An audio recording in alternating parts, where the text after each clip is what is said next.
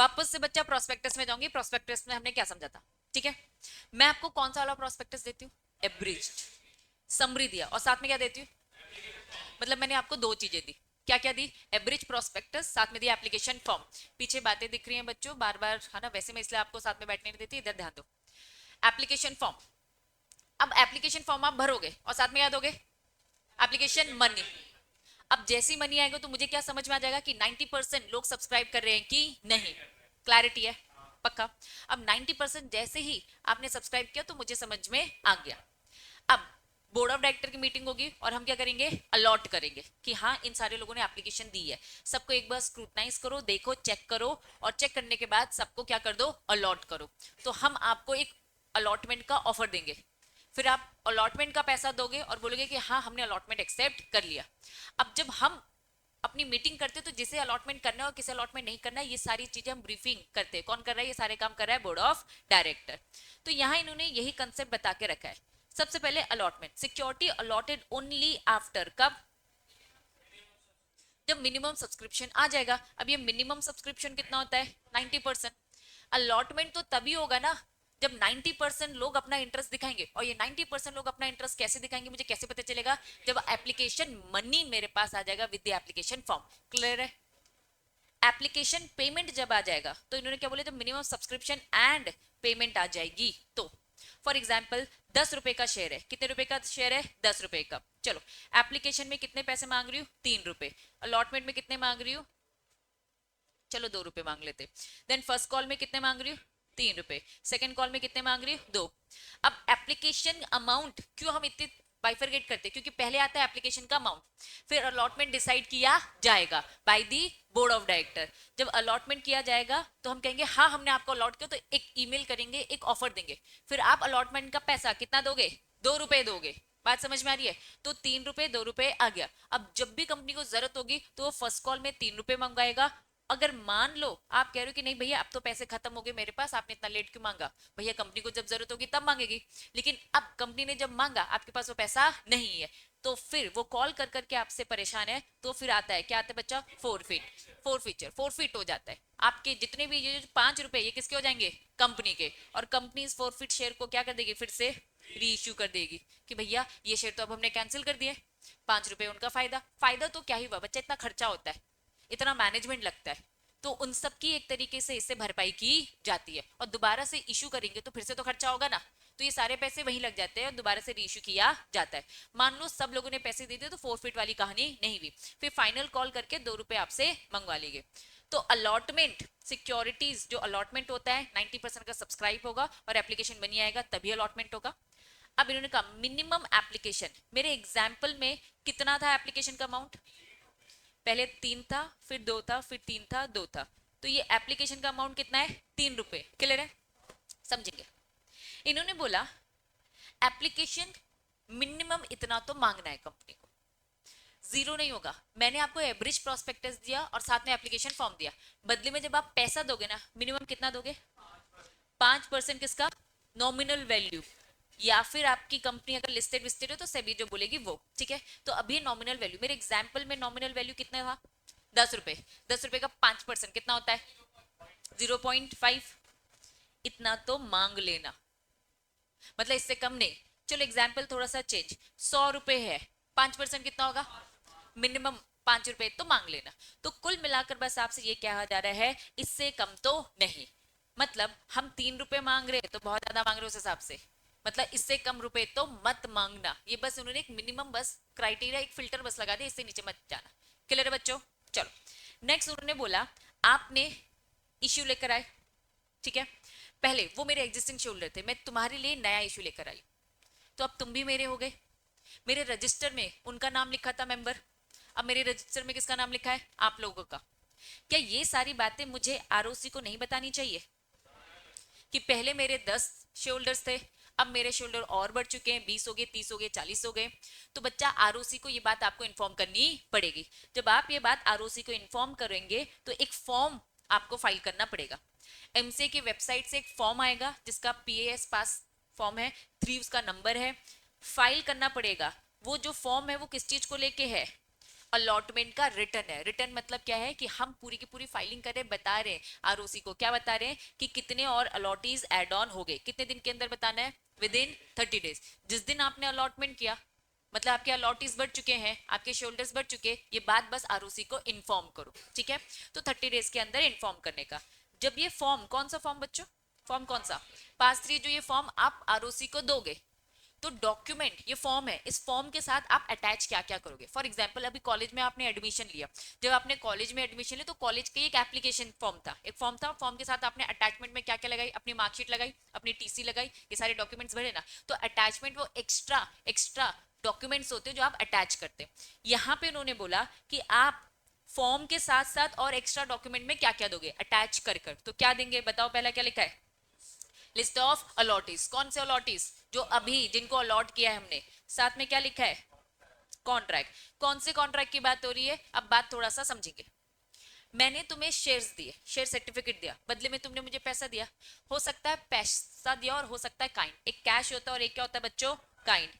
Kind में मतलब तुम प्रॉपर्टी देते हो, तुम कंपनी को क्या देते हो, प्रॉपर्टी देते हो, और प्रॉपर्टी के बदले में मैं आपको क्या दे रही हूँ, शेयर्स। तो भैया प्रॉपर्टी किसके नाम की हो गई, कंपनी। तो भैया एक कॉन्ट्रैक्ट होगा, एक अग्रीमेंट होगा। तो इन्होंने कहा अगर काइंड में अगर आपने लिया है, कैश में नहीं लिया है, काइंड में लिया है, तो प्लीज अटैचमेंट में हमें वो अग्रीमेंट, वो कॉन्ट्रैक्ट का भी हमें कॉपी आप हमें दोगे।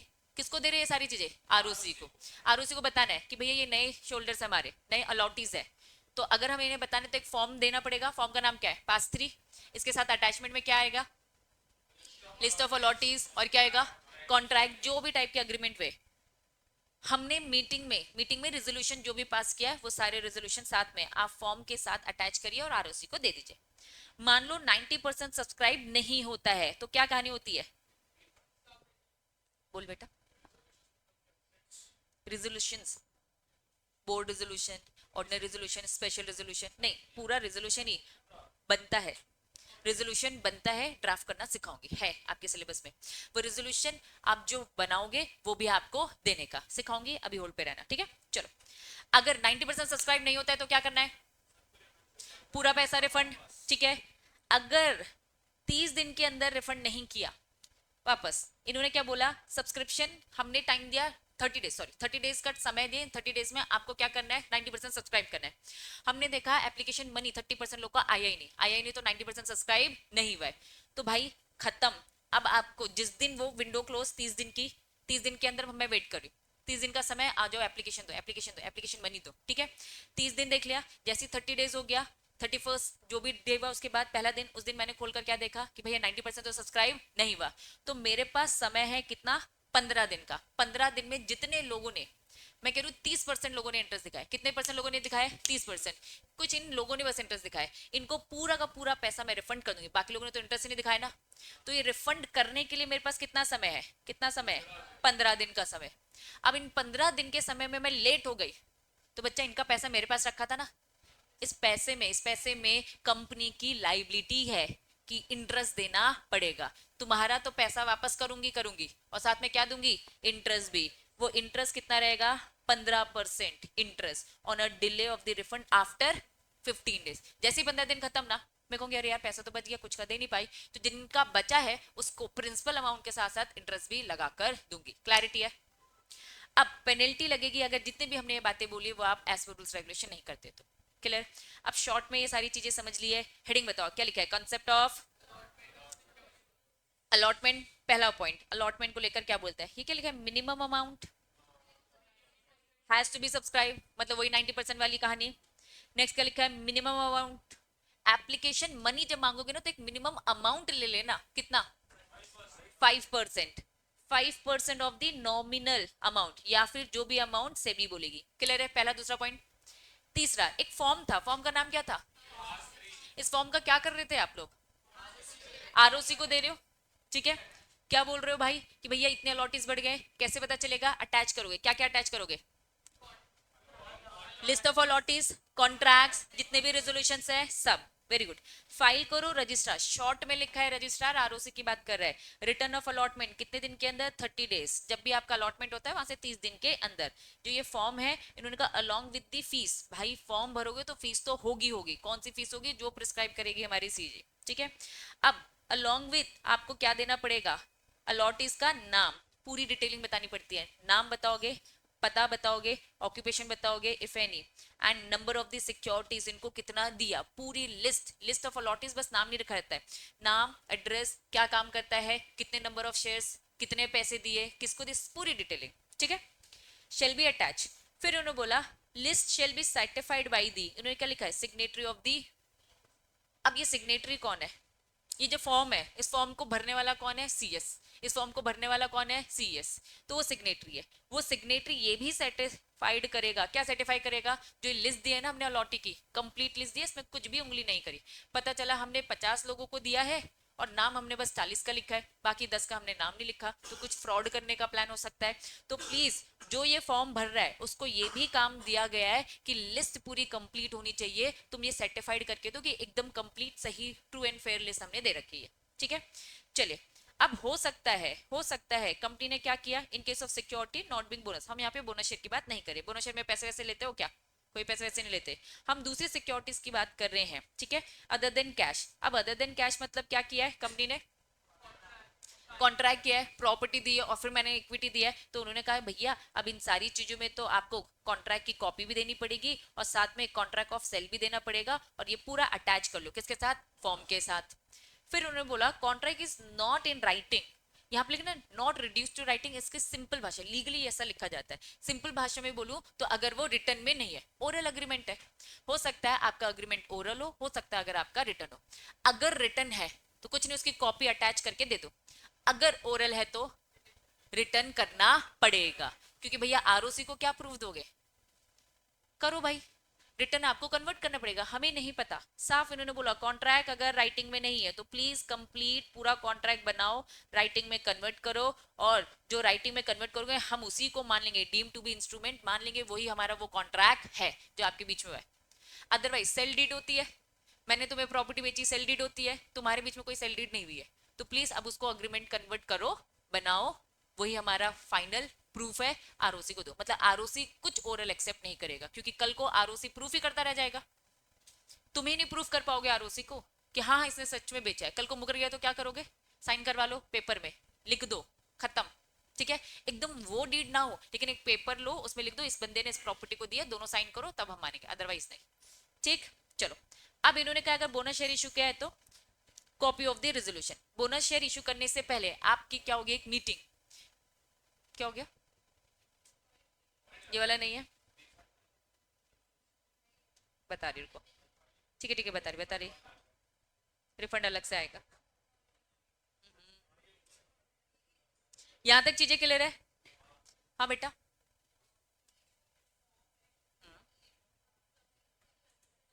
एक मिनट रुक जाओ, हाँ,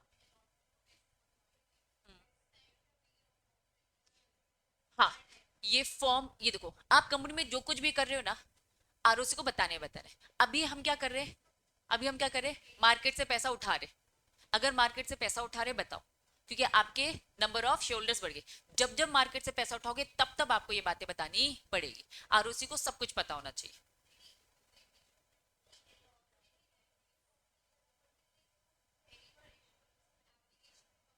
नहीं, क्योंकि अलॉट देखो ये फॉर्म, आपस में बातें नहीं, जब हम फॉर्म भर रहे हैं तो मुझे बताओ उसके साथ अटैचमेंट में क्या है, अलॉटीज, ये कब आएंगी,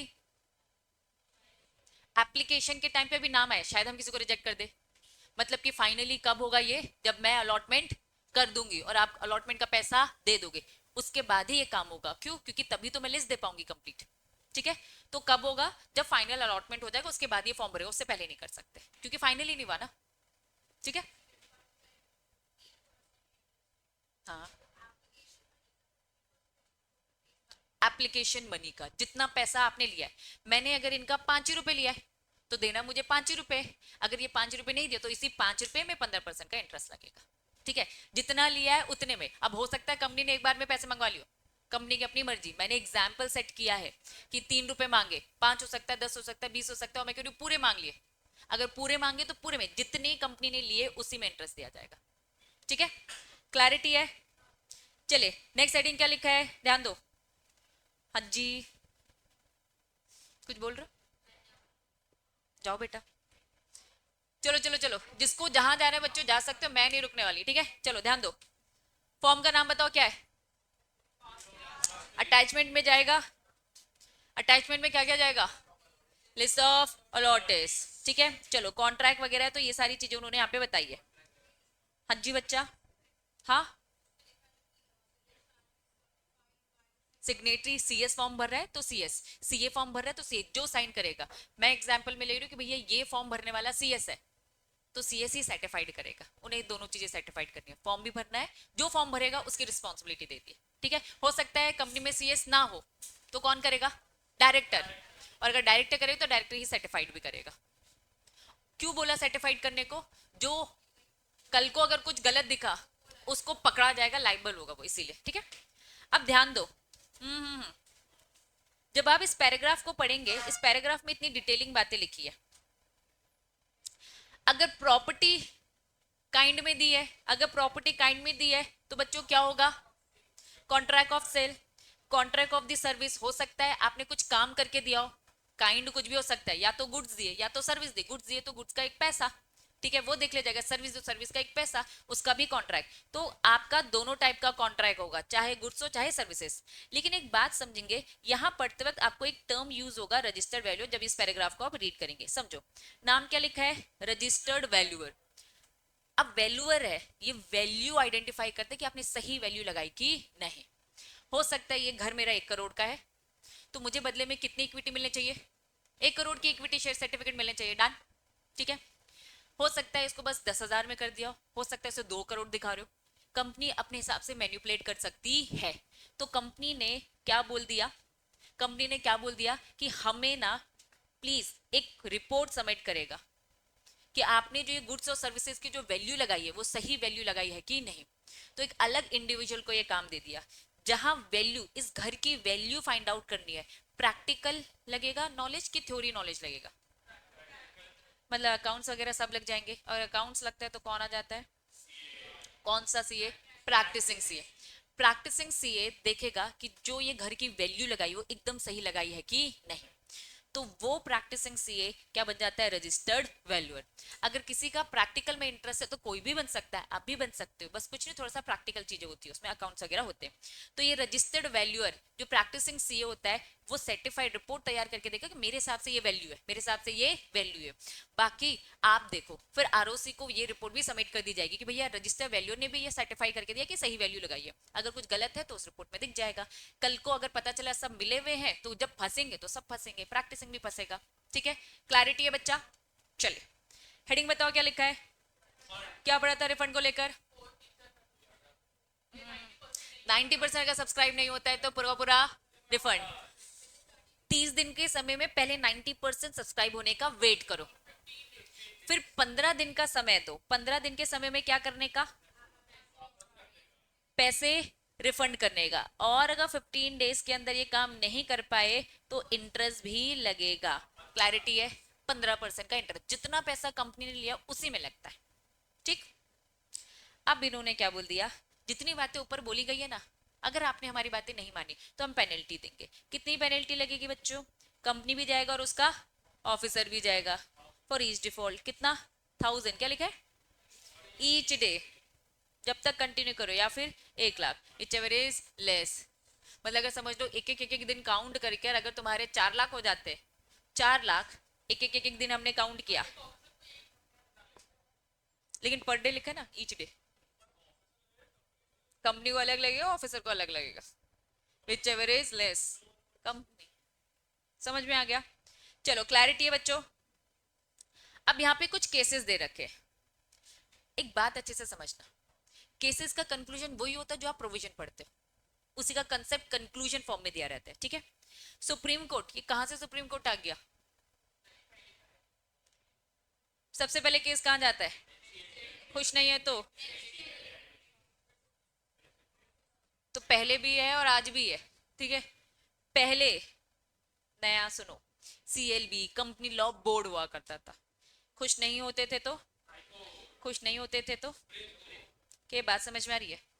मतलब सुप्रीम कोर्ट पहले भी था, सुप्रीम कोर्ट आज भी है। चीजें जो चेंज हुई है फर्स्ट और सेकंड लेवल में चेंज हुई है, ठीक है। एनसीएलटी पे पहले केस, सेकेंड एनसीएलटी, पहले पुराना सीएलवी, फुल फॉर्म क्या है, कंपनी लॉ बोर्ड। अक्सर जब आप केसेस पढ़ोगे तो उसमें ऐसा लिखा होगा कंपनी लॉ बोर्ड ने ये बोला, तो समझ जाना ये फर्स्ट लेवल की अथॉरिटी होती थी जो आपकी बातें सुनती थी। खुश नहीं होती थी तो फिर कहाँ जाती थी, हाई कोर्ट, खुश नहीं होती थी तो कहाँ जाती थी, सुप्रीम कोर्ट। तो अगर ये टर्म्स मिलते तो याद रखना। चलिए, सुप्रीम कोर्ट ने held that exchange was not liable to file a return of the forfeit of the shares। यहाँ पे स्टॉक एक्सचेंज की बात हो रही है, उन्होंने क्या बोल दिया, कंसेप्ट ये फोरफिट मतलब आपको पता है कंसेप्ट कि फर्स्ट कॉल मंगवा रहे हैं, आप दे ही नहीं रहे हो, पैसे नहीं है, पैसे नहीं तो पूरा कैंसिल हो जाएगा। तो अगर आपका शेयर फोरफिट हो गया है और फोरफिट होते ही कंपनी ने उसको क्या कर दिया है, रीइश्यू कर दिया है, तो इन्होंने कहा अलग से आपको रिटर्न फाइल करने की जरूरत नहीं है।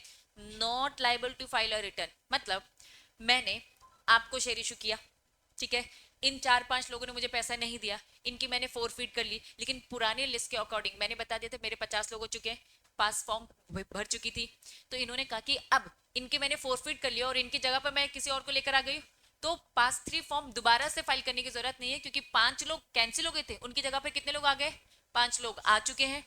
लेकिन हाँ, एक अलग से इंफॉर्मेशन देना पड़ेगा कि पहले 5 लोग के एबीसीडी नाम थे, अब XYZ है, इंफॉर्मेशन तो अलग से देना पड़ेगा, लेकिन कंपलसरी आपको ये फॉर्म भरने की जरूरत नहीं है। क्या ये बात समझ में आ रही है? ये फॉर्म क्यों भरा जाता है, आपके नंबर ऑफ अलॉटीज पता चल जाए। अब क्योंकि फोरफिट हो चुके हैं, पुराने नाम जा चुके हैं, रीइश्यू फिर से कर दिया ना, तो ये फॉर्म मत भरो, लेकिन हाँ आपको एक फॉर्मेलिटी अलग से है कि नाम तो बता दो नए लोग कौन से, ठीक है। नेक्स्ट हेडिंग, कंसिडरेशन क्या बोला, इन एडुकेट मतलब कम पैसे। इन्होंने कहा कंसिडरेशन कम है, the share will be treated not fully paid up. मेरा शेयर 10 रुपए का है, आपने सर्विस 8 रुपए वाली करी, तो भाई 2 रुपए कैश में दे दो ना। आपका काम 8 रुपए वाला है, हमने कहा ये काम करके दो, हम आपको 10 रुपए का शेयर अलॉट कर देंगे, लेकिन जो 2 रुपए इन्होंने कहा सर्विस जब कैलकुलेट करी तो वो ये 8 रुपए की निकली, तो 2 रुपए का हमें कैश दो, अदरवाइज हम क्या अज्यूम करेंगे कि आपका जो शेयर है फुली पेड नहीं है, 2 रुपए जब दोगे तब जाकर फुली पेड हो जाएगा। क्लैरिटी है? चलिए नेक्स्ट क्या लिखा है, any payment against the company, कोई भी पेमेंट जो होती है वो हम क्या लेते हैं, कैश फॉर्म में लेते हैं। Any payment which is presently enforce against the company such as consideration payable, किसी भी टाइप की पेमेंट है as consideration payable for the property purchase will be constitute payment in cash. Property को भी क्या किया जाता है, कैश में ही तो उसकी वैल्यू को कन्वर्ट किया जाता है, चाहे गुड्स हो चाहे सर्विस हो, सबको कैसे किया जा रहा है, आपको इक्विटी शेयर कैसे किया जा रहा है, वैल्यू। अब वैल्यू को लेकर हमने क्या बोला, आपके कॉन्ट्रैक्ट से देख लेंगे, अब कॉन्ट्रैक्ट में सही वैल्यू लिखी कि नहीं लिखी, इसके लिए हम किसको पकड़ के लेकर आए थे, एक रजिस्टर्ड वैल्यूअर था, नाम सीएसीएस कोई भी हो सकता है, लेकिन ज्यादातर मार्केट में जो काम करते हैं वो सीए लोग करते हैं, क्यों, क्योंकि वैल्यूएशन प्रैक्टिकल आता है, लेकिन सीएस भी चाहे तो ये काम कर सकता है, लेकिन क्योंकि उसका इंटरेस्ट नहीं रहता प्रैक्टिकल में, इसलिए मैंने सीए का एग्जांपल लिया। तो एक रजिस्टर्ड वैल्यूअर नाम आप यूज करोगे, ना कि सीए, क्योंकि बन तो सीए सीएस सभी सकते हैं। क्लियर है बच्चों? तो एक रजिस्टर्ड वैल्यूअर क्या करेगा, वैल्यूएशन निकालेगा, तो वैल्यू भी तो हम क्या मान के चल रहे हैं, कैश फॉर्म में तो कन्वर्ट करके ही इक्विटी का शेयर अलॉट किया जाता है। क्लियर है? Next, allotment of the share against the, क्या लिखा है बताओ जरा मुझे, प्रोमिसरी नोट क्या होता है, ट्रेजरी बिल्स, प्रोमिसरी नोट, मैंने आपसे उधार लिया और मैं तुम्हें प्रॉमिस करता हूं कि 2 महीने में आपका पैसा चुका दूंगा, ऐसे एक पेपर में लिख कर दे दिया। इन्होंने कहा सुनो ये सब कंपनी में नहीं चलता, हम शेयर क्या आपको इस बेस में अलॉट कर देंगे कि आपने प्रोमिसरी नोट दिया, नहीं, इस टाइप के जो शेयर्स अलॉटमेंट होते हैं उसे हम वैलिड नहीं मानते। चेक दे सकते, चेक क्या होता है, चेक तो नॉर्मल भैया क्या है आपका चेक, कैश ही फॉर्म में, प्रोमिसरी नोट एक सिंपल पेपर है जिसमें लिखा है कि भैया मैं तुमसे उधार ले रहा हूं कल के दे दूंगा, कंपनी ने कहा भैया हमें कैश दो, चेक, लेकिन चेक एक तरीके से क्या है, चेक अलाउड है, चेक अलाउड है, ये कह रहा है भैया हम तुमसे बैंक से तुरंत ही ले रहे, चेक में जो आप चेक लगाओगे ना ये तुरंत वाला लगाओगे, चेक की भी अलग अलग टाइम होते हैं ना, 6 महीने के अंदर अंदर, इन्होंने कहा तुरंत वाला चाहिए प्रेजेंट, ये चेक प्रोमिसरी नोट में तब आ जाएगा जब हमने टाइम दे दिया, तो उन्होंने कहा कि भैया आज हम तुमको शेयर सर्टिफिकेट दे रहे ना, तुम कल पेमेंट हमें नहीं दोगे, पेमेंट तो हमें आज ही के आज एप्लीकेशन मनी में चाहिए, तो अगर चेक भी दोगे तो चेक में हम एप्लीकेशन मनी तुरंत काटने वाले, बाद में काटने वाले नहीं है, ये प्रोमिसरी नोट को हम कंसीडर नहीं करते। क्लियर है बच्चों? तो ये था कंक्लूजन। क्या ये अलॉटमेंट का कॉन्सेप्ट समझ में आया? बोलो। अब हेडिंग देखो क्या लिखा है, बहुत जनरल बातें। मुझे बताइए अलॉटमेंट कौन कर रहा था, कौन सी अथॉरिटी थी, किसके सर पे काम था अलॉटमेंट का, सोचो एक बार, जब मैं पूरी कहानी बता रही हूँ। वेरी गुड, कौन कर रहा था ये काम, हमने क्या दिया, पहले मैंने प्रोस्पेक्टस एब्रिज दिया, साथ में क्या दिया, एप्लीकेशन मनी, है ना, फॉर्म दिया, सॉरी। अब मनी तुमने मुझे दिया, जैसी फॉर्म आया और साथ में मनी आया, हमने बोर्ड ऑफ डायरेक्टर ने क्या करी, अपनी मीटिंग। इन्होंने कहा अलॉटमेंट मतलब क्या, बोर्ड ऑफ डायरेक्टर डिसाइड करेंगे अलॉट करने का। तो इसकी जनरल प्रिंसिपल ये है कि अलॉटमेंट की होती है एक प्रॉपर अथॉरिटी। वो प्रॉपर अथॉरिटी कौन है, प्रॉपर अथॉरिटी कौन है, board of director. Board of director की मर्जी, ये 5 लोग सही नहीं लग रहे, रिजेक्ट करो, इनको अलॉट करो। सब सही लग रहे, सबको करो। कभी कभी तो ओवर सब्सक्राइब भी हो जाता है, सबको दे दो। और मीटिंग में क्या डिसाइड करेंगे, प्रो डाटा बेसिस में। तुमने 1 लाख मांगा, तुम्हें भैया हम 50,000 देंगे। तुमने 10,000 मांगा, तुम्हें हम 5,000 देंगे। प्रो डाटा बेसिस सही बोलता है, मतलब कि बोर्ड ऑफ डायरेक्टर सही अथॉरिटी होता है डिसाइड करने के लिए किसको देना और किसको नहीं। तो हम पढ़ रहे जनरल प्रिंसिपल क्या है। सबसे पहला प्रिंसिपल कि भैया आपको क्या करना है, सही अथॉरिटी देगी। वो सही अथॉरिटी कौन है, हमारी। सेकंड बोलता है भैया रीजनेबल टाइम में अलॉट कर देना। तो अलॉटमेंट हो जाना चाहिए, उन्होंने कहा भैया 2 महीने के अंदर अंदर, याद है सर्टिफिकेट वगैरह दे देना चाहिए, ठीक है। चलो तीसरा इंपॉर्टेंट क्या लिखा है, ये हेडिंग से बच्चों, ये जो जो है ना ये सारी हेडिंग है। हेडिंग बताओ क्या लिखा है, हमने जो लिखा है इस सर्टिफिकेट में, इस अलॉटमेंट में, आप उसको एज इट इज क्या करोगे, एक्सेप्ट करोगे।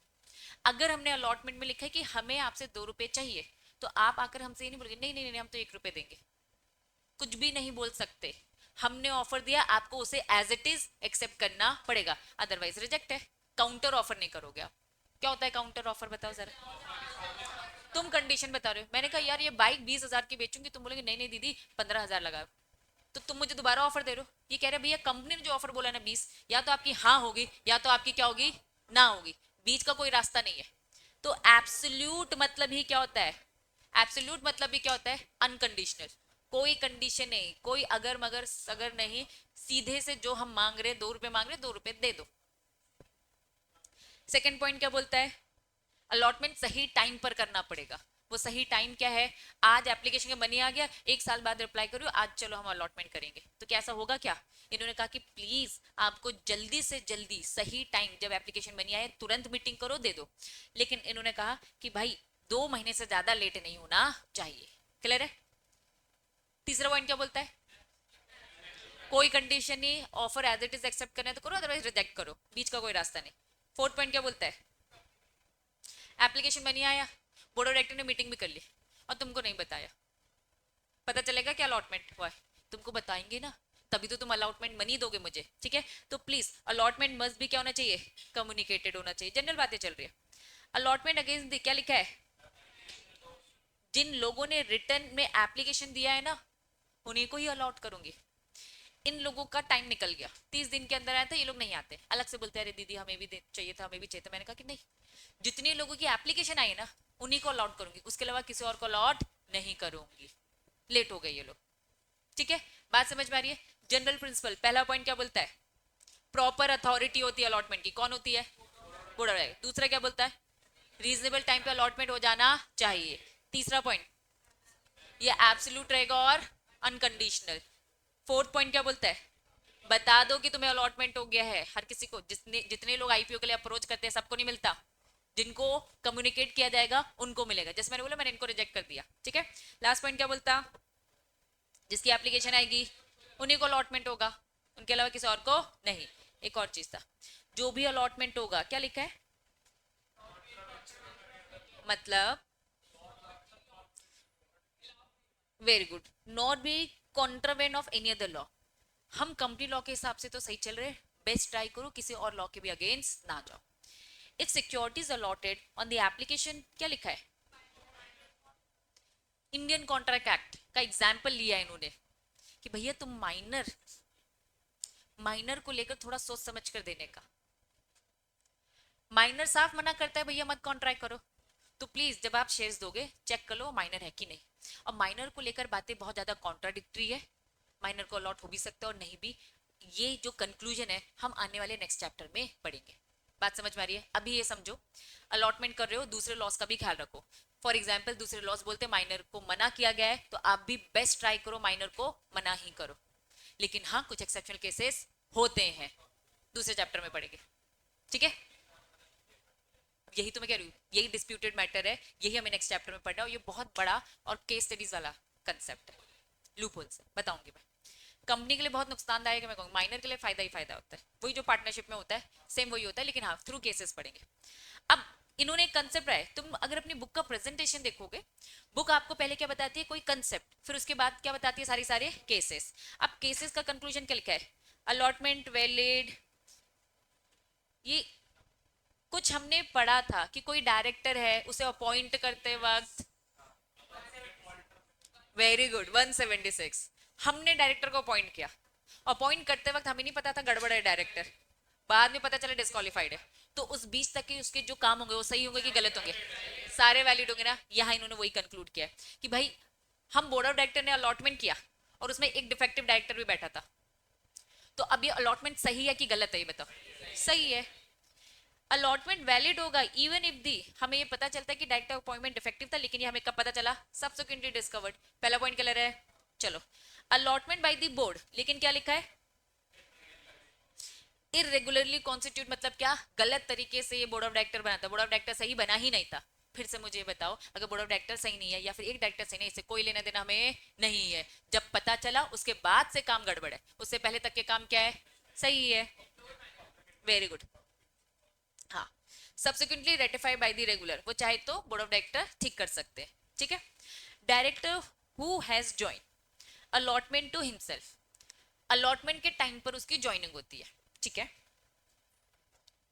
क्या लिखा है, हिमसेल्फ विल बी, क्या लिखा है, स्टॉप फॉर एलिजिंग, क्या लिखा है, इनवैलिडेट ऑफ द अलॉटमेंट, वो अलॉटमेंट को गलत नहीं बोल सकता है। अगर जब डायरेक्टर, सेम वही बात है, डायरेक्टर की जब ज्वाइनिंग होती है वो गड़बड़ डायरेक्टर है, फिर वो डायरेक्टर खुद से ही बोल रहा है कि नहीं भाई ये अलॉटमेंट भी गड़बड़ है, क्या डायरेक्टर क्या ये बोल सकता है वो अलॉटमेंट गड़बड़ है, नहीं। बाद में जब हमें पता चला कि भाई ये तो गड़बड़ है, और उसने कहा कि मेरे जो जितने भी काम किए गए, वो खुद से बोल रहा है मेरे जितने भी काम किए गए सब गड़बड़ है, उन्होंने कहा नहीं हम नहीं मानते। अब आज से जब हमें पता चला इसके बाद के सारे काम क्या होंगे, गड़बड़, तरीका बदल कर सेम बातें बोल रहे। हाँ हाँ बिल्कुल सुधारा जा सकता है, कोई दिक्कत नहीं है, रेटिफाई हो जाएगा, ठीक है। लेकिन एज पर रूल्स रेगुलेशंस काम हुए हैं, तो उन्होंने मेमोरेंडम या फिर कंपनीज के अगेंस्ट कुछ नहीं किया है, तो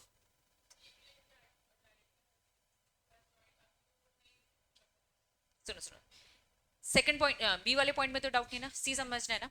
चलो, सी क्या बोलता है, डायरेक्टर ज्वाइन होता है, अलॉटमेंट किया जाता है, अब वो अलॉटमेंट जो किया गया है, ठीक है, अलॉटमेंट हो जाता है, कुछ दिनों बाद डायरेक्टर को पता चलता है कि वो गड़बड़ है, तो वो खुद से क्या बोल रहा है कि अलॉटमेंट ही खराब हो गया, अलॉटमेंट सही नहीं है।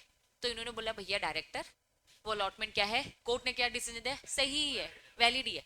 क्या है ना, ये केस उन्होंने पूरा डिटेल नहीं दिया है, ये कम शब्दों में बम बोलना चाहते हैं, कभी कभी एक्सप्लेन कर पाते और कभी नहीं कर पाते, ये थोड़ा सा उनका अजीब लैंग्वेज है।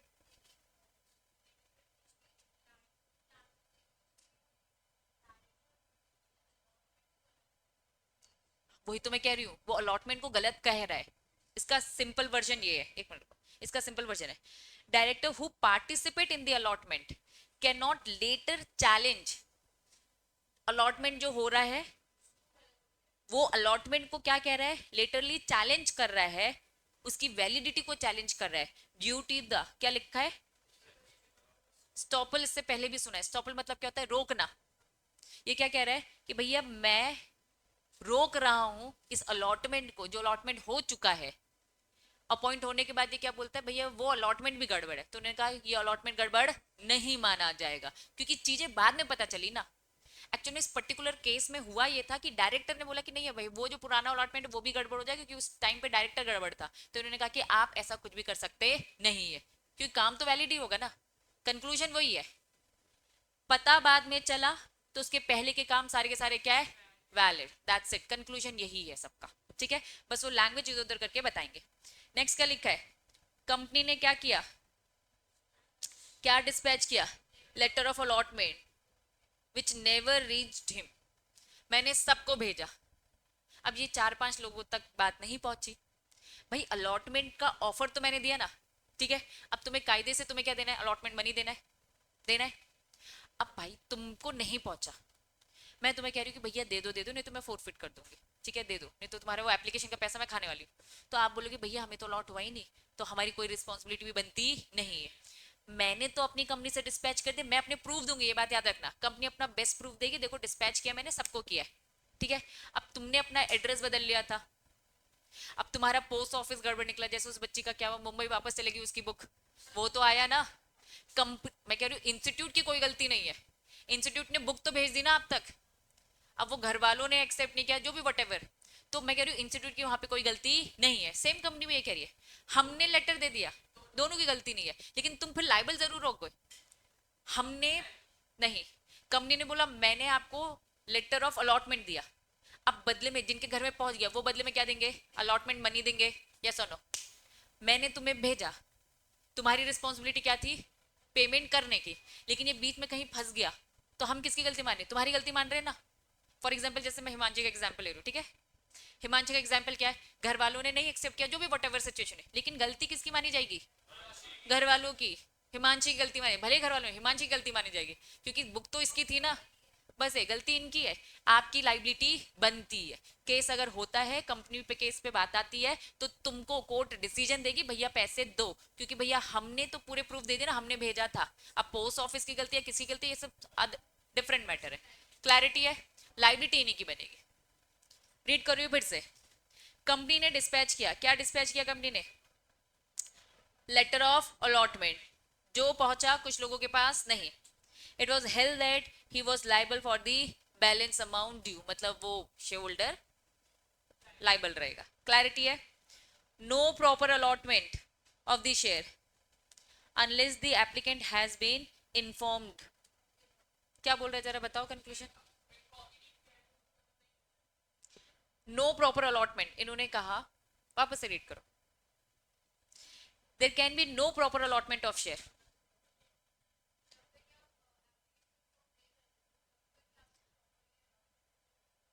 कौन किसको इन्फॉर्म कर रहा है, अच्छा छोड़ो, बस पीछे वाला पढ़ो पहले, क्या लिखा है, applicant has been informed of the allotment, तुम जब तक मुझे बताओगे नहीं तो मुझे सपना आएगा क्या, मैं कंपनी हूँ, मैं कौन हूँ, कंपनी, तुम लोग बार बार क्यों इंस्टीट्यूट को मेल डाल रहे हो, बुक दे दो बुक दे दो बुक दे दो, जब तक तुम इंस्टीट्यूट को बताओगे कि कंपनी को सपना आने वाला है, इंस्टीट्यूट को सपना आने वाला है, बार बार बता रहे हो ना, तो कह रहे हाँ हाँ अभी प्रोसेस में, तो साफ ये बोला है, हम ये कह रहे हैं कि भैया इन्फॉर्म तो करो,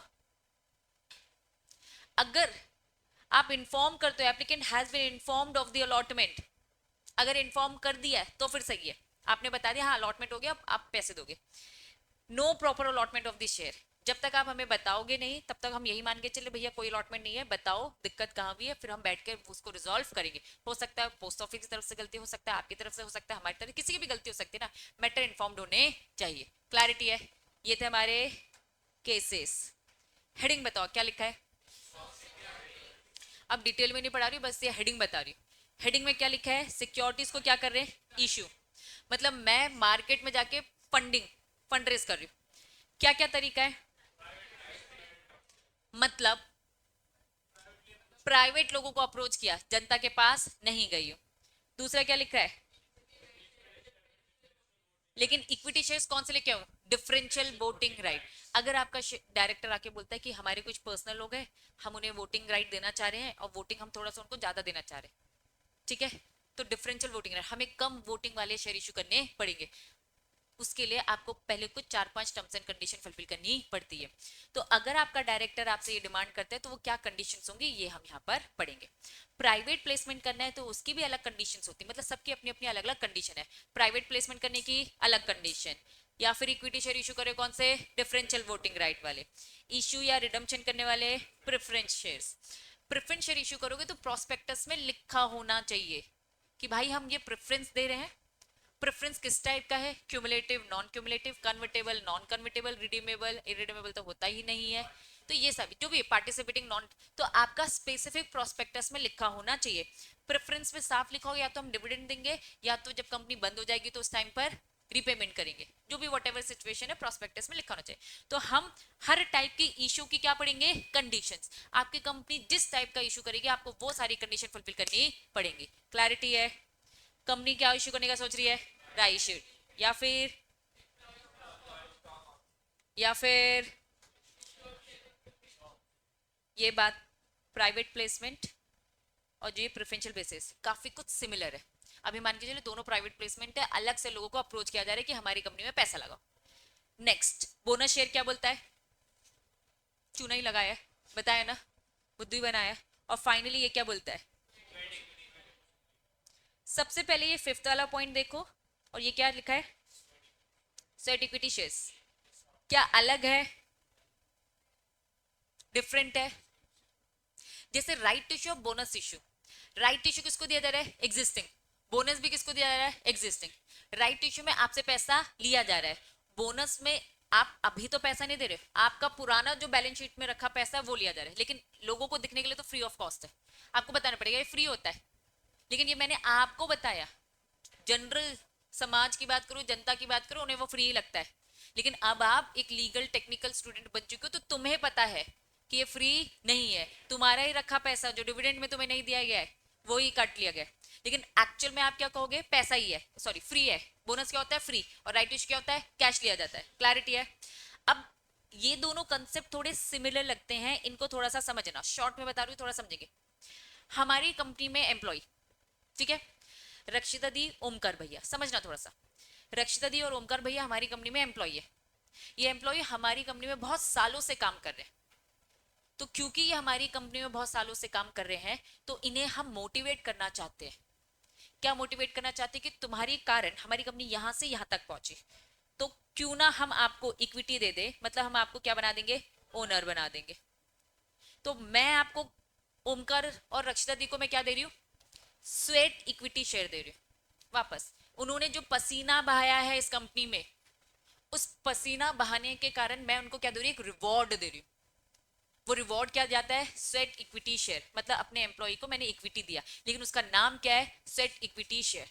ठीक है, मान लो किसी नई एम्प्लॉय को मैं लेकर आती हूँ, किसको लेकर आ रही हूँ, कोई न्यू एम्प्लॉय को लेकर आती हूँ, काम बढ़ गया है, वो एम्प्लॉय बहुत ही टैलेंटेड है, लेकिन हम सब जानते हैं दुनिया कैसी है, 2 साल काम करो, 3 साल काम करो, स्विच करो, इससे क्या होता है, पैकेज बढ़ता है आपका।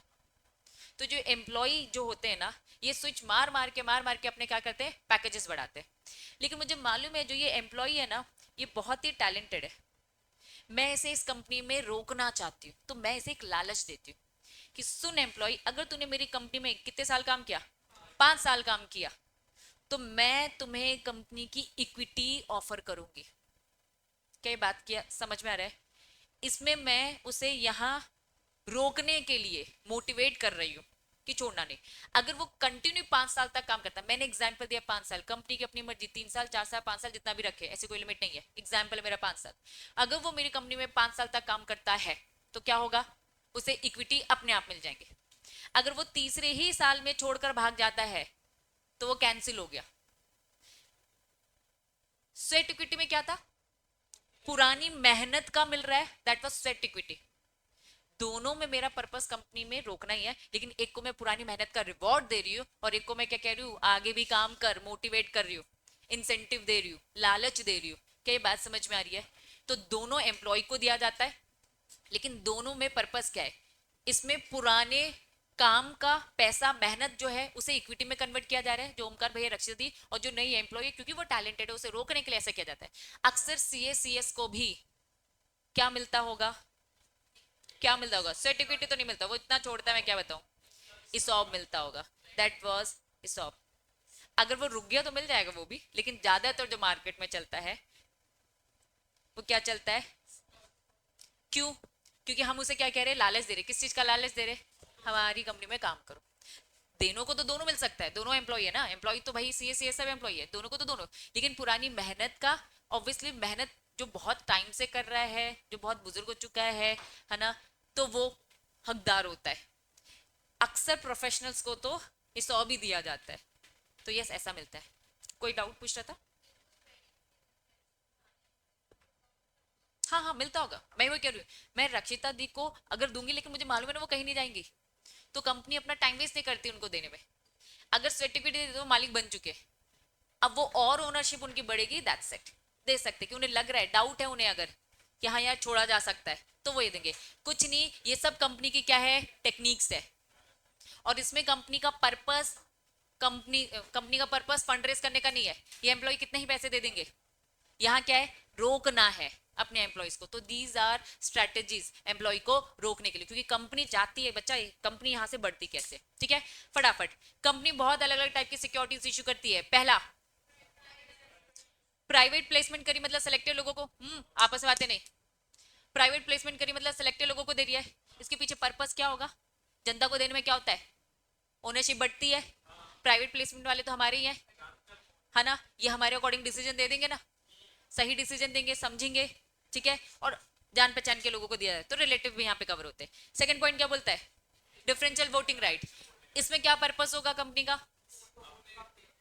अपनी बढ़ाना चाहते हैं तो दूसरे की कम करना चाहते हैं, पावर कम करना चाहते हैं। Very good. थर्ड पॉइंट क्या बोलता है? ये तो पैटर्न ही दूसरा है, इक्विटी साथ जो प्रेफरेंस था। राइट इशू क्या है? पहले मौका एग्जिस्टिंग शेयर होल्डर को दिया जा रहा है। नेक्स्ट, एम्प्लॉय स्टॉक ऑप्शन क्या है? मोटिवेट किया जा रहा है और 4-5 साल हमारी कंपनी में काम करो। प्रेफरेंशियल बेसिस प्राइवेट प्लेसमेंट, ये भी समझो, दोनों में पर्पस भी सेम है।